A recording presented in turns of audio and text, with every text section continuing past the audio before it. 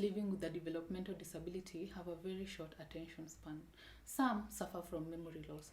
Therefore, when you're having a conversation with them, it's important to get the most out of it, in the sense that the message you're trying to send across is received and you get the desired feedback.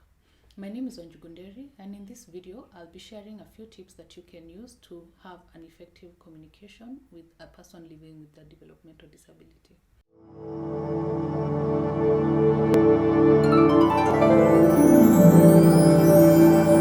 The first tip is avoid using jargon. Use simple to understand words. Secondly, do not shout. Nobody likes being shouted at, and so you should not be shouting in the first place to communicate.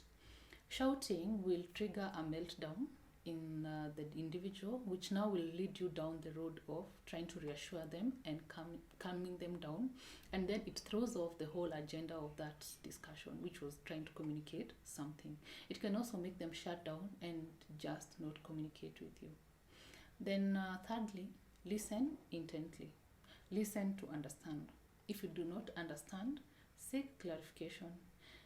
You can use even gestures, demonstrations, drawing, or if there is a caregiver nearby, you can ask them to help you understand what the individual is saying. Do not use abstract words. Like if you ask somebody, how are you feeling? They do not know how to break that down until they get to the place where they're telling you, I'm feeling sad.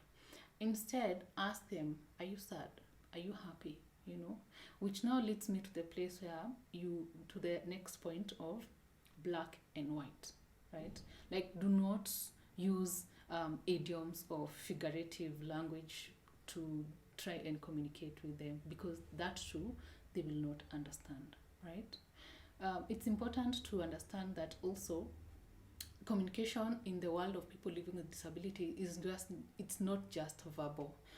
It can be use of drawings, like I mentioned, use of demonstrations, use of gestures, using caregiver, because there are people who are verbal, who are living with disabilities, and there are those that are not. But the whole group, everybody communicates. Even though they're not verbal, they have a way of communicating. There are even those times when, as a caregiver, nobody else is understanding your child, but because you have lived with them for so long, when you study their body language, you're like, when I see him react this way, he needs a certain thing or she needs a certain thing, yeah? So it's important to use all the support around you, all the resources around you, to ensure that you're getting the feedback that you deserve. Because at the end of the day, the communication is complete when there's feedback and when the message is understood. I think that's all for now. You can share other tips that you use to communicate with an individual living with a disability in the comment section. If you have any question, ask in the comment section. And until then, make good choices.